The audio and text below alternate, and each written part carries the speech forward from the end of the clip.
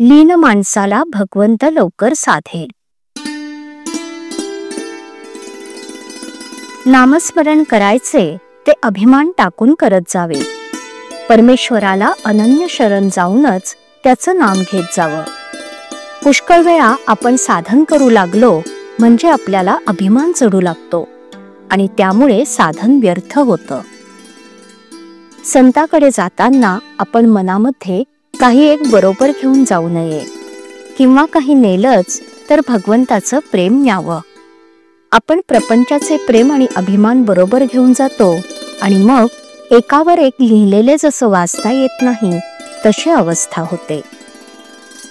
एखादी वस्तू आपल्याला हवी असं वाटल्यावर आपण तिच्या प्राप्तीविषयी विचार करू लागतो. म्हणूनच पहिल्याने भगवंत हवा असं आपल्याला वाटलं पाहिजे. त्यानंतर त्याच्या प्राप्तीच्या साधनांचा अभ्यास करायला पाहिजे. हा अभ्यास मनाच्या कष्टाचा आहे. क्रोधाला बाहेर येऊ देण्यापेक्षा क्रोध गिळणं यात जास्त श्रम आहेत. असं करण्यामध्ये आज कष्ट आहेत खरे, पण पुढे मात्र सुख आहे हे निश्चित. वागण्यात, बोलण्यात आणि चालण्यात आपण सावधगिरी बाळगावी, नको ते टाळावं.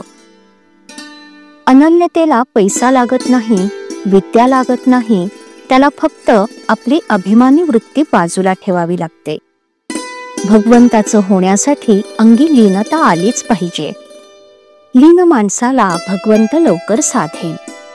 लीनतेमध्ये बाकीचा विसर पडून भगवंत तेवढा शिल्लक राहतो.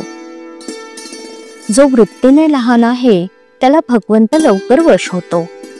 मनुष्य मोठा असून लहानासारखा वागला तर ते फार चांगलं असतं. मनाने मात्र आपण बळकट बनलं पाहिजे. आपण स्वतःशी 24 तास उघडा व्यवहार करावा. भगवंताने आपल्याला केव्हाही जरी पाहिलं तरी आपल्याला लाज वाटता कामा नये.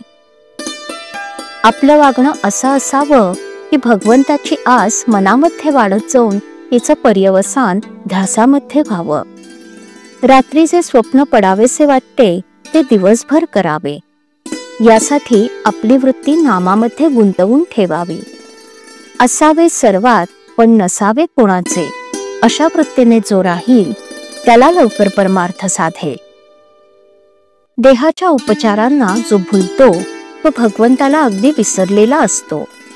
पण ज्याचं अनुसंधान मजबूत असतं त्याला जगातल्या ऐश्वर्याची किंमत नसते. पैशाची वासना आणि लौकिकाची लालसा माणसाला भगवंतापासून दूर नेतात. त्यांच्या तावडीत सापडता कामा नये. लोकेशना आणि धनेच्छा या दोन्ही गोष्टींचा संबंध प्रपंचात वावरत असताना येणारच. तो टाळता येणं कठीण आहे. पण ज्याला भगवंताचं प्रेम पाहिजे आहे त्याने त्यांचा गुणधर्म ओळखून त्यांना वापरावं, म्हणजे त्यांच्यापासून उत्पन्न होणारे दोष त्याला बाधणार नाहीत. श्रीराम.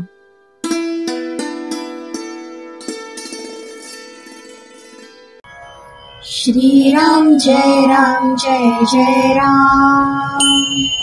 श्रीराम जय राम जय जय राम. श्रीराम जय राम जय जय राम. श्रीराम जय राम जय जय राम. श्रीराम जय राम जय जय राम. श्रीराम जय राम जय जय राम. श्रीराम जय राम जय जय राम. श्रीराम जय राम जय जय राम. श्रीराम जय राम जय जय राम.